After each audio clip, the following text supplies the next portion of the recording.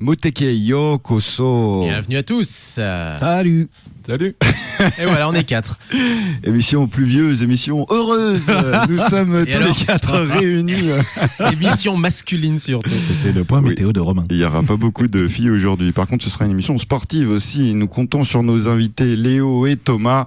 Léo, comme d'habitude avec nous. Thomas, que vous connaissez peut-être un petit peu. Il est déjà venu plusieurs fois. Oui, à peu près une fois par an. Voilà. Une fois l'an. Sa visite annuelle. Pour souhaiter la bonne année. Il y aura un gros point. Tu nous feras d'ailleurs un gros point sumo, ta spécialité. Tout à fait. Parce qu'on avait mis une Grosse bise en actualité. bouche en fait la dernière fois en expliquant, en vulgarisant un petit peu le monde du sumo, mais le vrai spécialiste c'est quand même le monsieur là qui est dans notre studio, le monsieur ainsi que évidemment les sites spécialisés. Il y en a un cité notamment Doskoy que tu dois suivre certainement toi. Quasiment au quotidien, Chaque- parce que là, il y a les. Ah au les- quotidien toi carrément toi. Ah ouais, parce que là, il y a les infos qui arrivent crescendo avant le début du tournoi de mars. Voilà, mais nous en bouche justement, il y a un tournoi qui se prépare là ces prochains jours. Explique-nous un petit peu ce qui va se passer. Eh ben, il y a un tournoi qui commence le 12 mars, là, donc dimanche prochain, et qui s'annonce juste historique. Donc, on en parlera tout à l'heure, mais là, on a vraiment quelque chose là.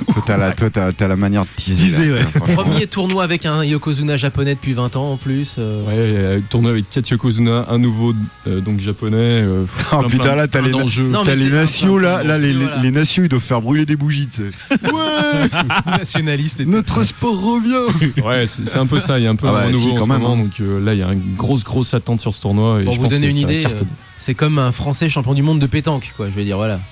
C'est de voilà. Enfin non, ou du coup tu veux dire un japonais champion du monde de pétanque, ou enfin quelqu'un d'autre que français, tu veux dire. Voilà, c'est comme si pendant 20 ans il n'y avait pas eu un seul Français Oui, voilà, qui c'est avait gagné ça.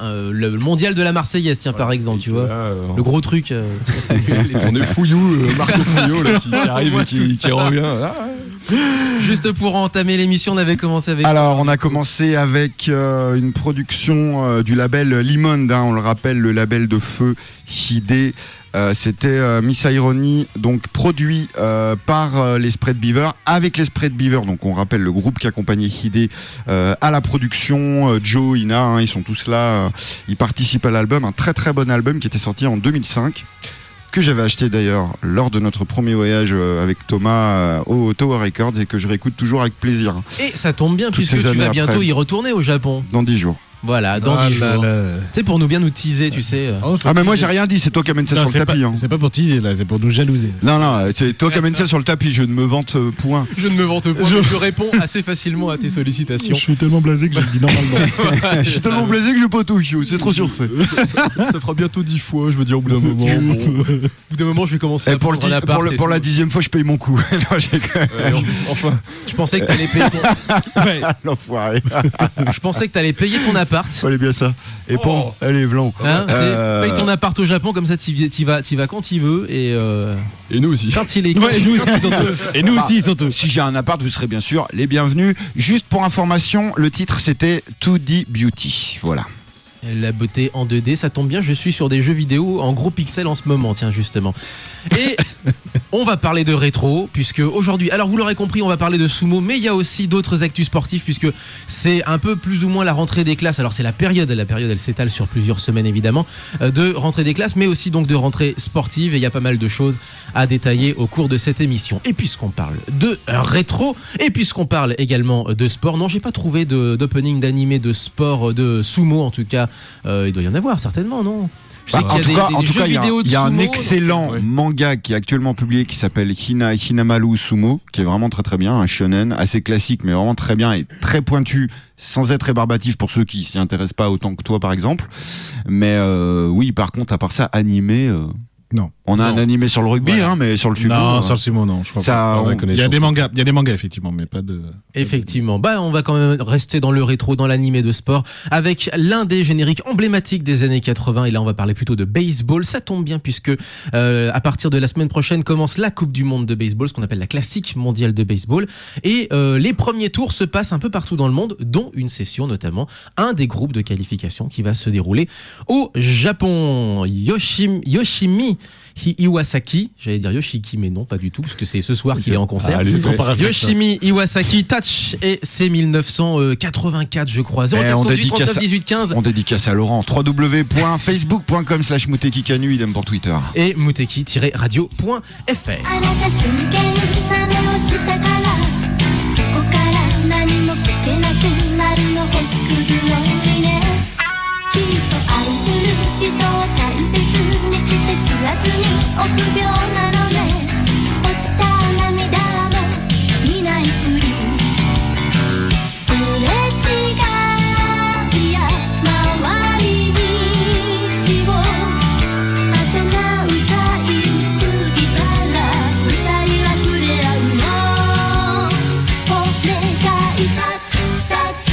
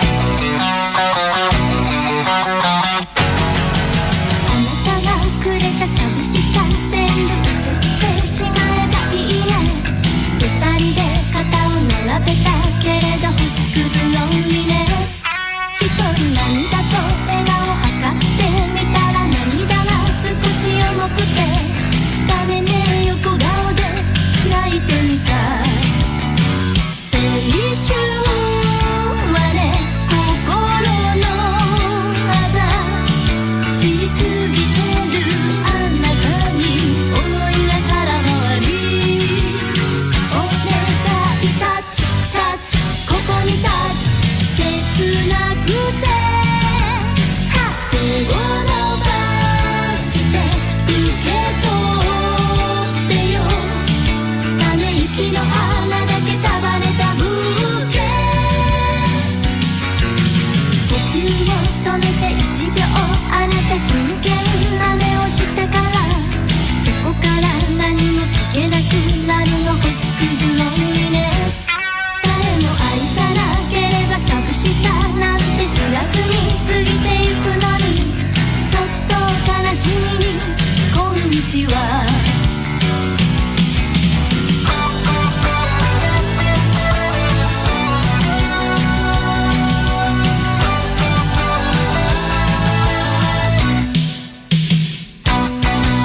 影山博信です。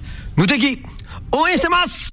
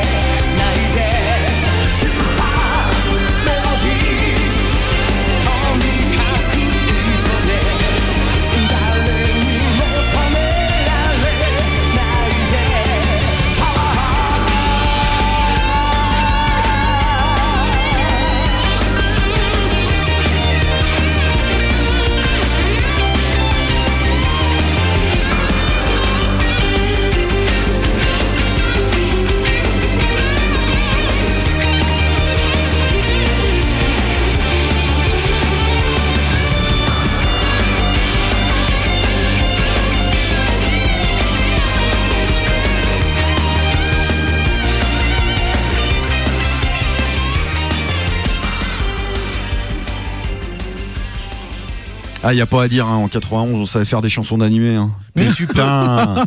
tu peux le dire. Tu peux le dire. On a du Kageyama. Ça t'es vraiment Du vieux de la vie. Kageyama. Oui, mais introduit- C'est j'assume. mieux avant quand Non, même. mais J'assume, Léo. Monsieur Romain, on a Oui. du Kageyama introduit quand même par un jingle de Kageyama. Excusez-moi, c'est sur Muteki. Franchement, on Voilà. peut pas tellement faire mieux. C'était une rareté, hein, donc tiré du Future Shock, donc le Ongakuchu, le Hit Kyokuchu, pardon, 9e CD de chansons. Donc ça, c'est vraiment les chansons de l'époque de la série originale de Dragon Ball Z, plus particulièrement le titre Super Power Melody, qui est donc en lien avec le moment où Goku devient super guerrier pour la première fois. Autant vous dire, un grand souvenir pour nous tous ici qui sommes présents, je pense. Hein, ça reste quand même un moment culte. Kageyama qui a d'ailleurs été scandaleusement écarté de Dragon Ball Super, place aux jeunes, avec des nouveaux mecs qui n'ont rien à voir. Et Kageyama n'a fait absolument aucune chanson en rapport de près ou de loin avec Dragon Ball Super. Je terminerai juste en disant que le 25 juillet sortira, et c'est la première fois depuis une bonne quinzaine d'années, un album original pour célébrer l'anniversaire de sa carrière, c'est-à-dire hors Jam Project. Là, ça sera vraiment un album de Kageyama. D'accord. Et bien sûr, c'est dédicacé à notre cher Laurent, grand fan devant l'éternel. À retrouver bien sûr sur le blog de LVD, son émission Japan 80s, à retrouver également sur notre sélection vidéo, puisqu'on a un petit player random là qui s'est mis en place, qui a eu quelques petits soucis de mise en ligne, parce que visiblement la plateforme qui nous mettait en ligne a été en maintenance sans prévenir personne, mais du coup visiblement c'est rentré dans l'ordre. On ne maîtrise absolument pas ces choses-là, donc C'est ça. on ne peut que les commenter. J'en profite juste pour faire une toute petite parenthèse pour ceux qui suivent l'émission de Laurent, Japan 80s. Il y aura un numéro spécial auquel je collaborerai avec lui, un gros dossier sur Teka Tetsuya Komuro, sa carrière, sa vie, son œuvre, sa prison. On parlera, sa cellule, on C'est bien, que parlera. tu m'en parles. C'est bien que tu m'en parles justement. On puisque parlera de tout. le dernier numéro de Japan 80s en date parle de Noriko Sakai. Tu me parlais de prison, bah voilà, Voilà. de condamnation en tout cas. Allez, Déchéant. Gloire et déchéance on des est- vedettes japonaises.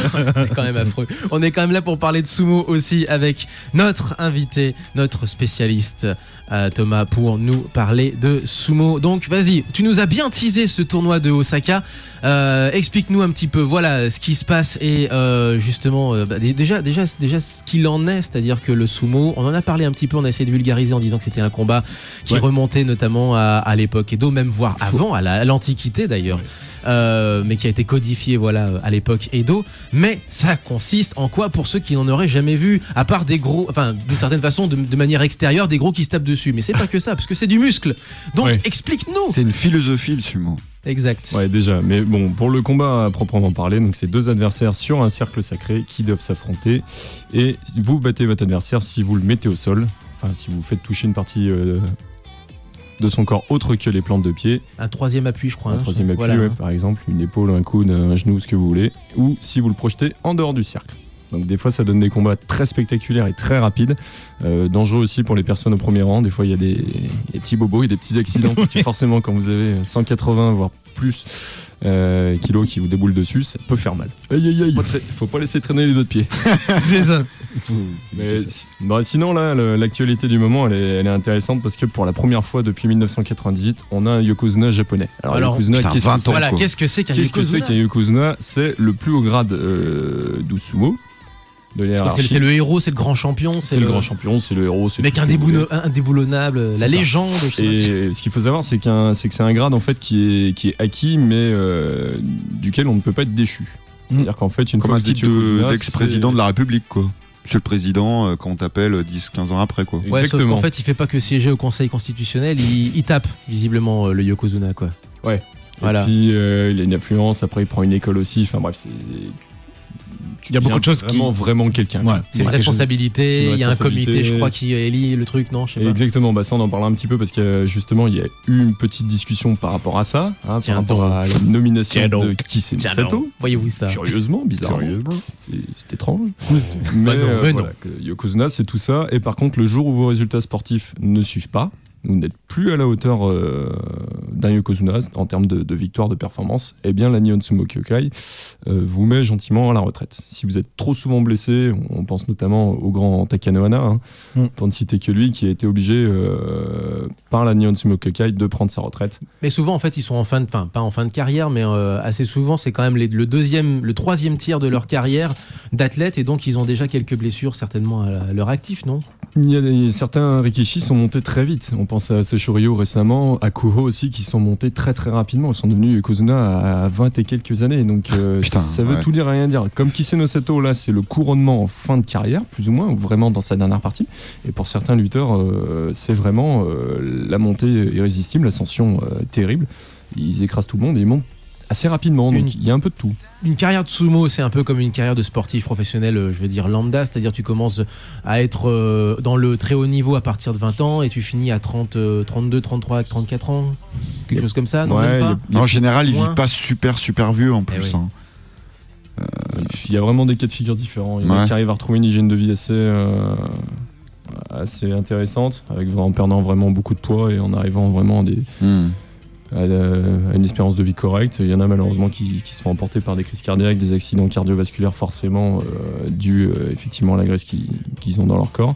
Il y en a qui tombent malades aussi, on en a perdu pas mal ces derniers temps. Je pense récemment à Toki Tenku, un mongol qui était monté jusqu'au rang de Komosubi et qui était emporté fin 2016 par un lymphome malin qui lui a été diagnostiqué peu de temps avant et qui l'a malheureusement emmené très vite. Puis l'été dernier, Tsuno Fuji aussi, qui est une des légendes de ces 30 dernières années. L'un des tout meilleurs, l'un des plus grands, Qui a formé justement, en fait, tu parlais des Yokozuna qui ensuite ouvrent des écoles. C'est vrai qu'il il avait ouvert une école et a failli former quelques champions.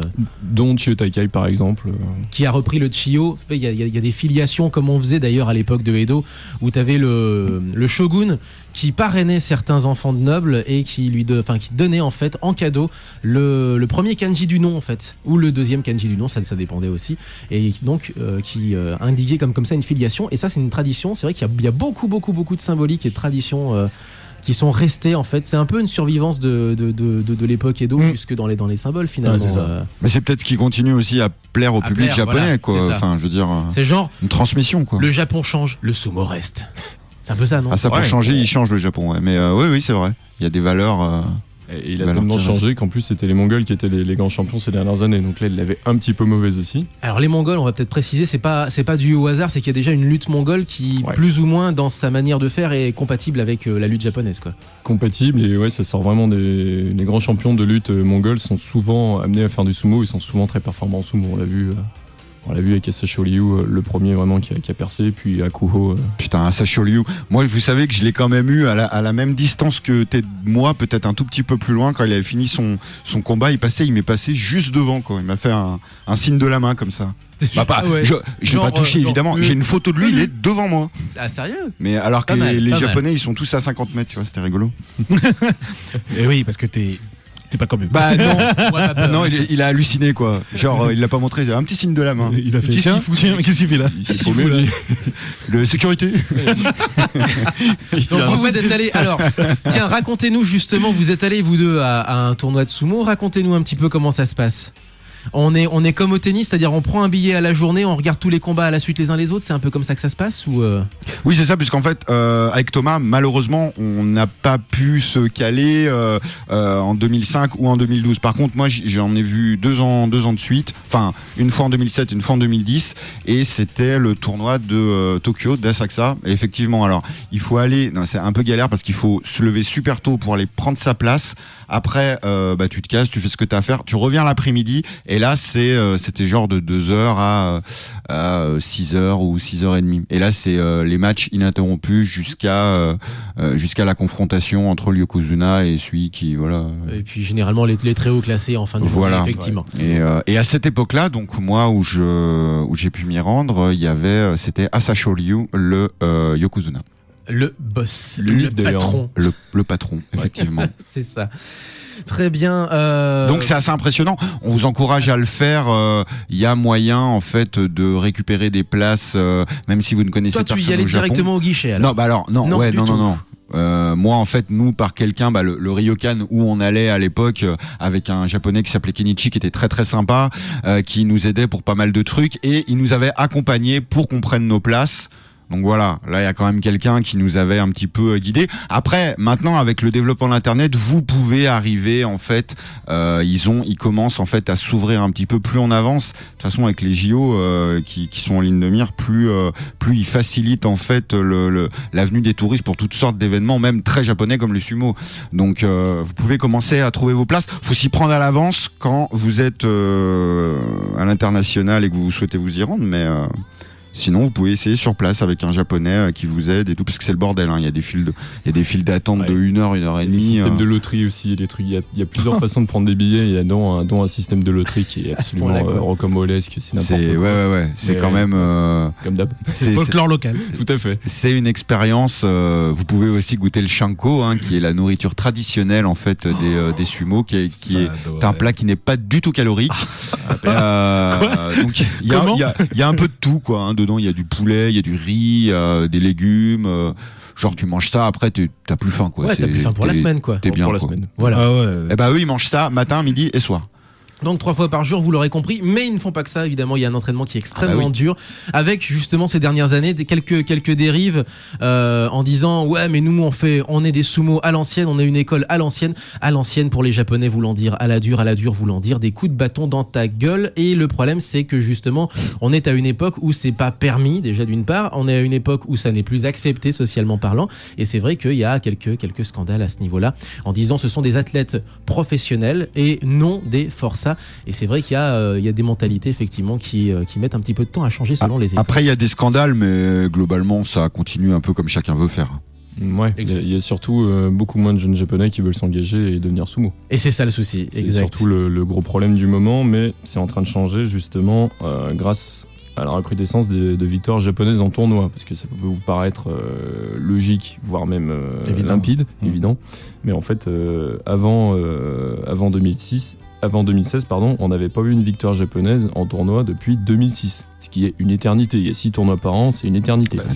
10 ans, c'est une génération. En fait, c'est une génération de japonais n'a pas vu une victoire japonaise, ce qui est hallucinant. Voilà. Et Koto Shogiku a remporté la victoire en janvier 2016.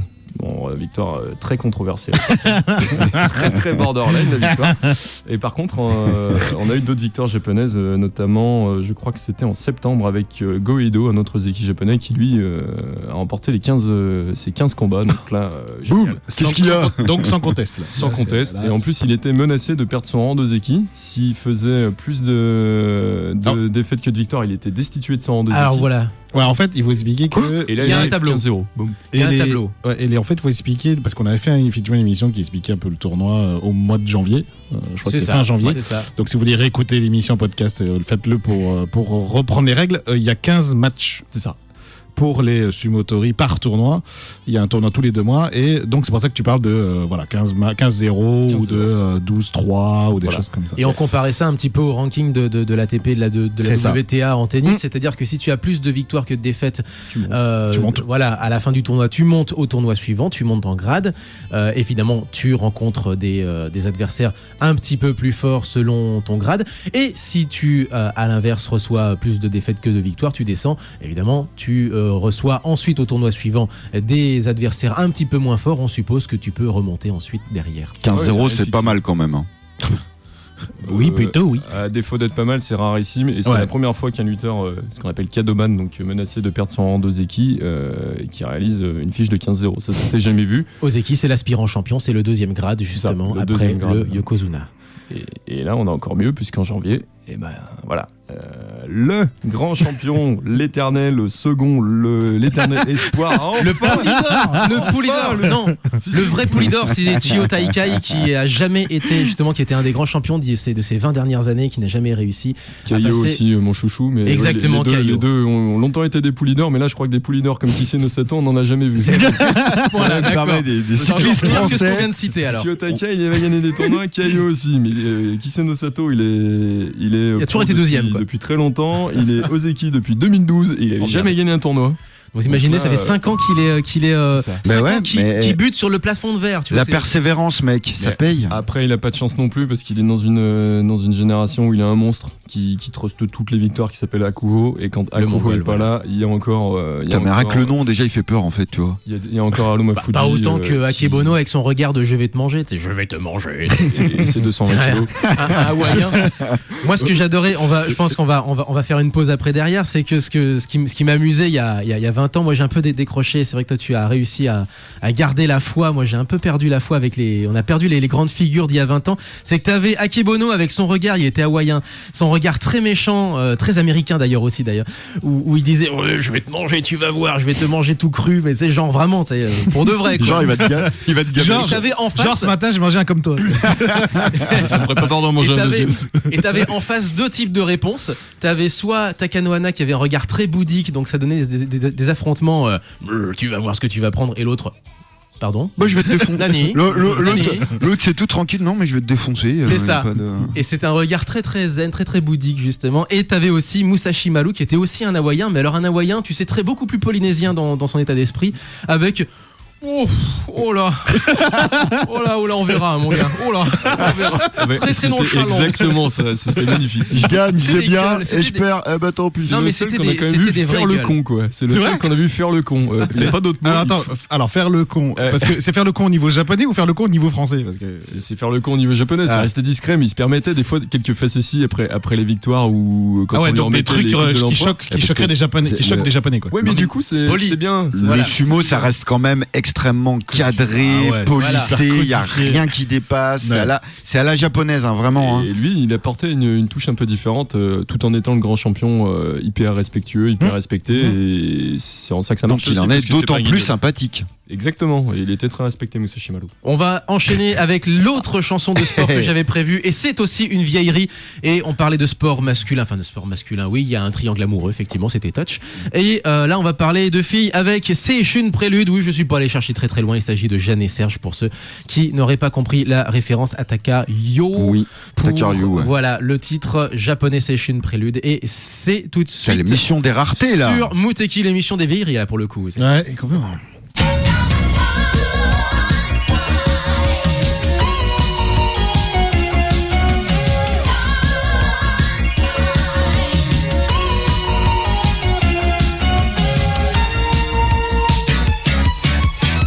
走り出す船が作る波しぶきのようね食いしばる白い歯からこぼれた微笑みは今二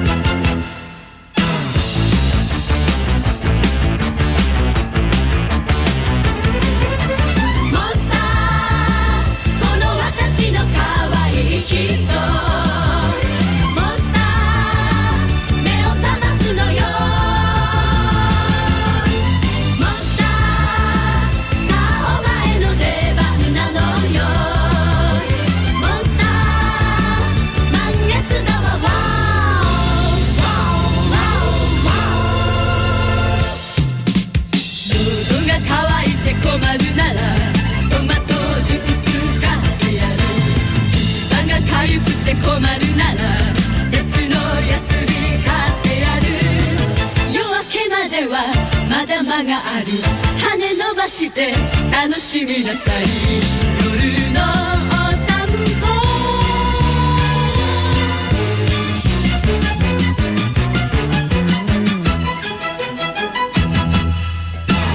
顔に縫い目があったって怖い人と限らない爪がキリキリ尖っても悪い人と限らないこの世の中いただけない人ばかりがうようよして暗闇じゃないかしら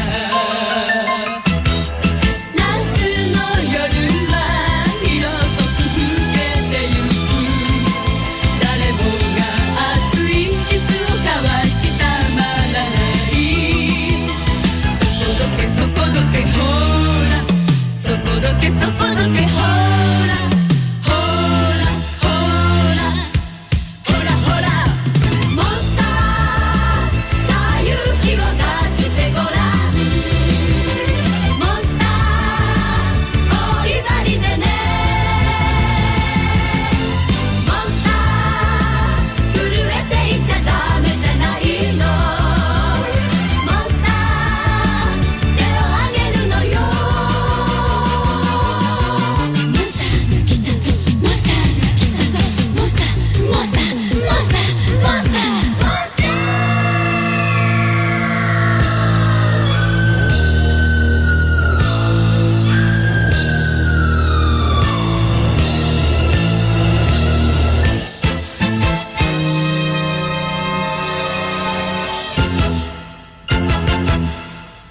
私ついててあげるから何も怖いものはないもしも何かが起こったら悲鳴あげて逃げるのよ気の弱さが心配だわ優しすぎるその心が傷つくことがあるかもね夏の夜は色濃く更けてゆく誰もが熱いキスを交わしたまらないそこどけそこどけほらそこどけそこどけほらほらほらほらほらモンスターもうお前は優しすぎてモンスターボロボロなのねモンスターこの私の可愛い人モンスターおやすみなさいモンスターが来たぞモンスターが来たぞ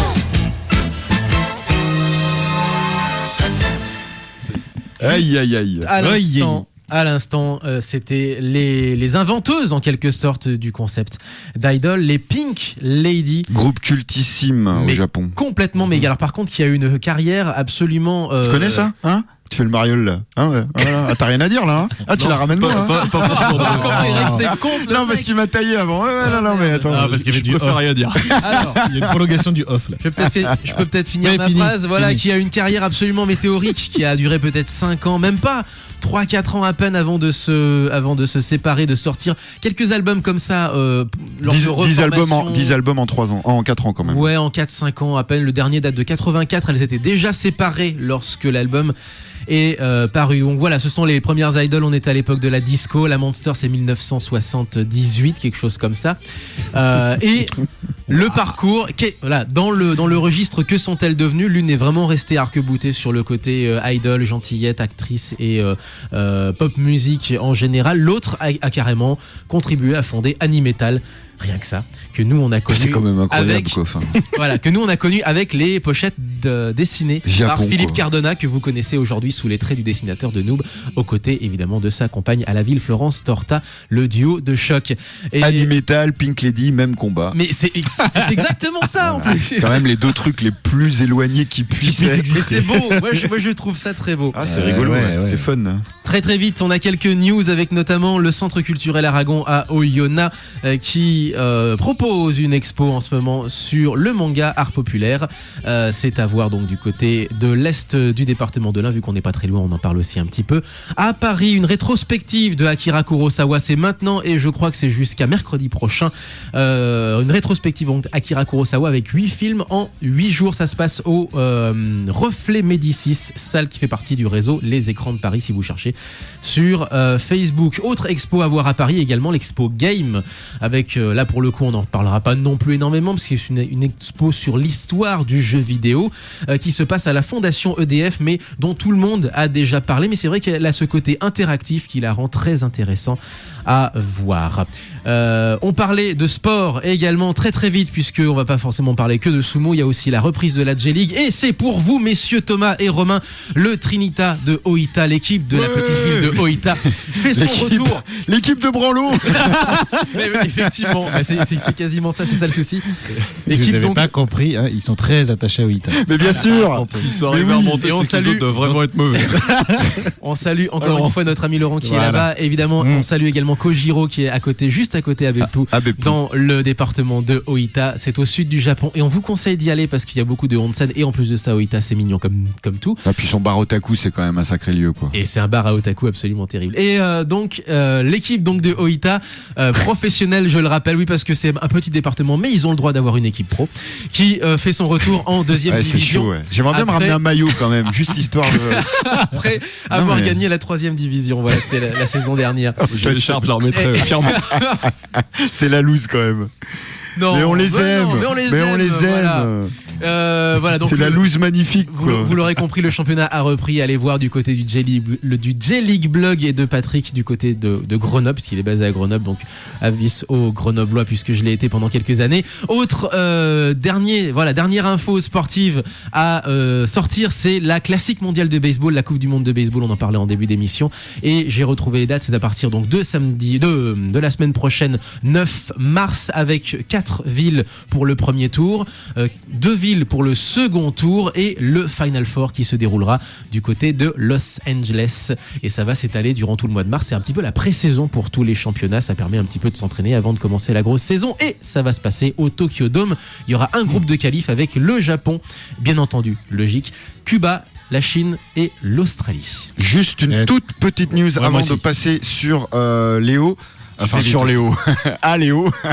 Excusez-moi. Faites ça hors antenne. Non, pas de ça. Juste pour les fans de donc plus d'animés, de seiyuu, de doubleuses, la légende Megumi Hayashibara, on va pas la présenter, elle a doublé un nombre incalculable de rôles, notamment ces dernières années, principalement Lei de Evangelion. Eh bien, ça fait quand même 30 ans qu'elle est dans le milieu.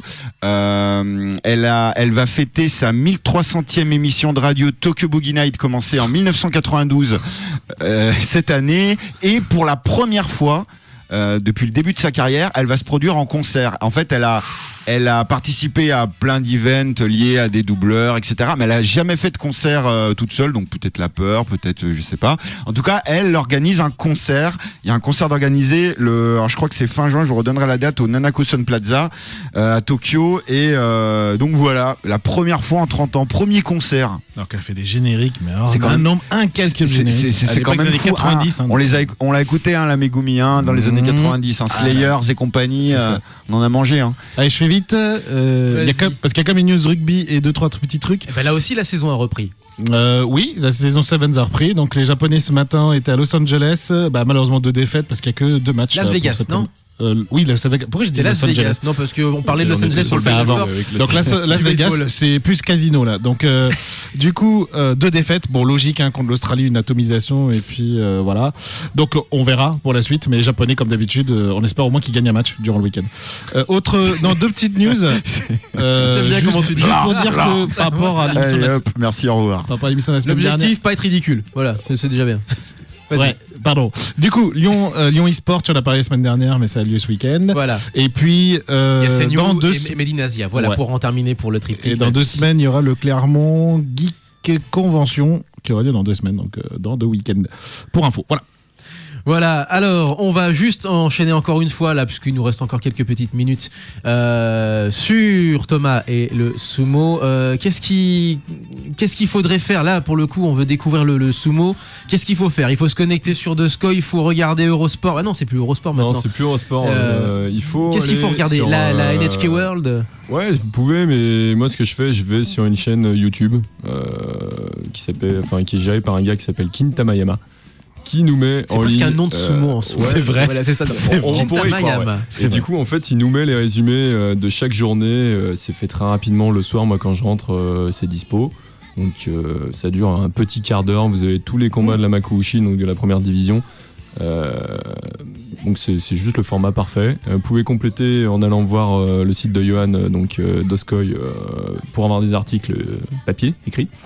Puisque là, l'autre, c'est que des vidéos, Kintamayama, mais site avec en ça, français c'est super d'ailleurs. complet. Voilà, site Ouais. français, la référence française du sumo, Voilà, c'est pas. En fait, ce qui est intéressant, c'est que c'est en pas volé. français. C'est ça. Et voilà. Donc, aussi bien pour les néophytes que pour les gens qui sont déjà un peu plus calés, vous pouvez avoir accès à des infos. Le site est très complet, il y a plein de trucs. Donc, D'accord. tout ce qui est historique, tout ce qui est entraînement, tout ce qui est palmarès, tout ce qui est Tableau, tout ce qui est, voilà. tableau, tout C'est ça, vous pouvez le tout site voir. de référence. Le c'est site de vrai. référence, il En est français. très complet, c'est parfait. Grosse base Et de données. justement, avec le format vidéo de Kintamayama pour les journées Pour au l'actualité. quotidien, L'actualité, ouais. c'est top. Ouais. Et comme ça, après lui, Johan, il refait le récap de la journée détaillé. Une fois que vous avez vu les combats, vous pouvez lire un petit peu ce qu'il en a pensé, tout ça, les techniques utilisées, parce que des fois en direct, c'est pas forcément évident d'analyser les techniques quand vous connaissez pas.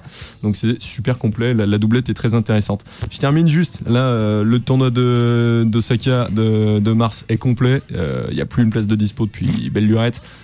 Il y aura 4 Yokozuna sur le terrain. C'est ça. va être juste génial. Dans un Yokozuna japonais, Dans un c'est Yokozuna peut-être japonais, que complet. J'imagine que ça va être voilà. Il a été nommé un peu à la va-vite selon moi parce qu'il a gagné qu'un tournoi, même s'il n'y a pas de critères sportifs parfaitement établis. On a entendu plusieurs fois. avant qu'il crève. C'est ça. Il n'y a pas normalement de critères sportifs bien établis. Il y en a qui disent 2 tournois consécutifs en tant qu'Ozeki. Il y en a qui disent 2 tournois sur 3 en tant qu'Ozeki et ça passe. Là, il en a gagné qu'un. Il a fait de très bonnes performances sur le tournoi de novembre, le tournoi précédent. Eh ben, c'est passé quand même. Ils ont décidé de le nommer. Je suis pas convaincu que s'il n'avait pas été japonais, ça n'aurait pas été le cas, mais peu importe. Ils ont validé sa bonne carrière. Ils lui donnent l'accession Au trône. ultime. Titre suprême. Au trône. Titre suprême. Et là, faut vraiment qu'il assure, faut vraiment qu'il s'en montre Ah oui. digne. Ah Et oui. il va emmener tous les Japonais avec lui parce qu'il y a une jeune garde composée de Mitakeumi, Shodai, Takayasu. C'est que des jeunes. Ils en veulent vraiment. Et là, on va assister vraiment. Justement, qu'est-ce que t'en penses là parce que là, il y a ce Yokozuna qui a accédé au rang suprême là tout récemment. Ouais. Tu dis donc qu'effectivement, ce qui posait problème, c'est justement qu'il a gagné qu'un seul tournoi. Donc c'est ça qui pose problème dans sa nomination. Mais que penses-tu justement de la nouvelle génération? Est-ce qu'il y a un espoir pour le sumo japonais de voir? Et ben, c'est cette année qu'on va voir ça. D'accord. Avec vraiment savoir si c'est un petit peu la fin de l'ère mongole, avec Akuho qui commence à être un petit peu en déclin, même s'il est encore très impressionnant et très très fort, il n'y a pas de souci. Mais là, justement, on a un Yokozuna japonais qui est nommé, on a vraiment des espoirs qui arrivent très fort, très vite, avec les 3 que j'ai cités, vraiment pour ne citer que, parce qu'il y en a encore plein. Sur quel grade aujourd'hui? Là, on a... Je te piège peut-être, je suis désolé. Non, c'est bon. On a Je cueille à froid, là, je pense, Sekiwake voilà. qui est redescendu comme Osubi, donc un grade en dessous. On a Takayasu qui lui est remonté Sekiwake pour le tournoi de Saka. Et Mitakeumi qui est aussi Sekiwake. Donc ils sont aux portes de l'accession au grade d'Ozeki, le 2e grade. Et de toute façon, C'est déjà très très ils fort. seront Ozeki un jour. 2017, je sais pas. 2018 probablement. Peut-être 2017 pour un des 3. Là, ça va vraiment bastonner sévère dans les tournois à venir. Et je vous invite vraiment à aller voir ce tournoi parce que moi je l'annonce comme explosif et légendaire. Parce que ça fera très longtemps qu'on n'a pas eu 4 Yokozuna sur un même tournoi. Et qu'on a un Yokozuna japonais, ça peut paraître bidon, ça peut paraître classique, mais c'est la première fois depuis très longtemps. parce que le Non, dernier nommé, il vu était en l'histoire, oui, 98. voilà, non. Et là, je peux vous dire, Eu 2 allez voir générations. Allez Pour voir un voir Yokozuna japonais, c'est 2 générations là. C'est ça. qui passe. ça va juste être monstrueux. En gros, les grands. grands-parents, ils peuvent dire je l'ai vu, je l'ai vécu. Par contre, il a pas le droit à l'erreur. Il a un peu la pression, mais il a été reconnu par sa fédération comme quoi il était le grand champion qu'il en était digne. Donc j'espère vraiment qu'il va assurer. Mais On voilà. verra. À mon avis, il va quand même C'est tout trembler l'enjeu. vraiment sur le premier C'est jour. tout l'enjeu. C'est tout l'enjeu. Avant de se quitter, deux dernières petites Faut vraiment infos. que je me ramène un best-of des Pink Lady, hein, sans déconner quoi. Parce que là j'ai depuis tout à l'heure dans les oreilles. En plus, tu aimes, hein, tu kiffes. Ah, je kiffe. Voilà, tu kiffes. Justement, puisqu'on parle de musique ce samedi-là, donc d'ici à ce que l'émission soit mise en ligne, il sera peut-être éventuellement trop tard. Ex-Japan qui est en concert ce soir du côté de Londres, et je crois que tu as aussi ton avis sur la question. C'est le last live, en tout cas tu l'espères toi, Alors, Thomas. moi, j'espère oui que ce sera En tant que la grand fan, effectivement, conclusion devant l'éternel. voilà, de ce grand groupe, mais Une sorte de barreau d'honneur. j'espère parce que là je les vois pas continuer en connaissant l'état de santé à la fois de Pata et de Yoshiki, je vois pas comment ils peuvent continuer. Voilà, moi, Otoshi faut lui il a arrêter, jamais su chanter donc c'est pas pire mais avant Ça, c'est vraiment fait. de devenir ceux qui veulent vraiment pas être, c'est-à-dire plus ringard que ringard. Là je pense que c'est limite il là peut quand même finir, hein, déjà. ouais, je pense il peut finir dans la belle salle de l'O2 à Londres. Voilà, Autant dire que il serait le sage d'arrêter.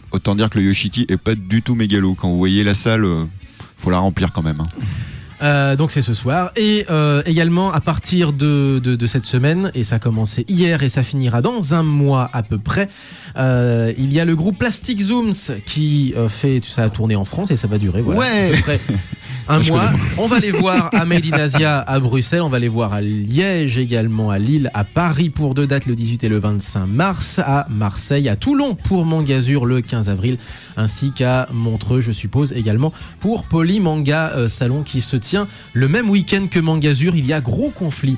Après, dernier groupe dont je ne connais pas la prononciation Rapidement, du nom, on va donc terminer Jaiz ou rapidement. Gizeh, je ne sais pas comment on doit dire, qui viendront présenter leur nouvel album Northern Hell Song. Donc vous l'aurez compris, c'est un groupe de métal. Du côté de Puget sur Argent la semaine prochaine, à Nantes, à Strasbourg et à Paris au Petit Bain le 25 mars. Voilà, c'est une tournée qui se déroule sur un mois. Voilà, je pense que j'en Et ai tu terminé. termines sur la fin de la chanson de Pink Lady. Oh, c'est Derrière, parfait, ça. c'est juste. J'avais calé trop 4 chansons, bien. on a fait les 4 chansons. Magnifique. C'est juste parfait, voilà. Je drop the mic. C'est ça. Messieurs, on vous remercie. Thomas, gros point Merci sumo, Thomas, hein. impeccable. Merci Dams, merci Léo, merci Roro. Vive le sumo et rendez-vous le 12 mars. Voilà. Tu nous hein. tiens au courant, bien entendu. Ah bah oui. Avec Hein plaisir, sans problème. C'est toujours notre monsieur Sumo plus que jamais. Pas de souci. Et on va se quitter avec une rareté pour les amateurs de rock. laquelle C'est le 2e CD. Merci. C'est pour ça que je t'ai sorti l'autre. 2e CD. Donc voilà. On se quitte avec une rareté donc pour les amateurs de Nile avec un titre inédit tiré d'une compile Enamel de 99 DualShock. C'est le titre Platina. Nile a fait un seul titre inédit vraiment juste avant de passer professionnel et c'est celui-ci. Et c'est pour vous, pour tous les amateurs de rock. Portez-vous bien. Vive le son japonais. Jamatane. Matane. Ciao ciao.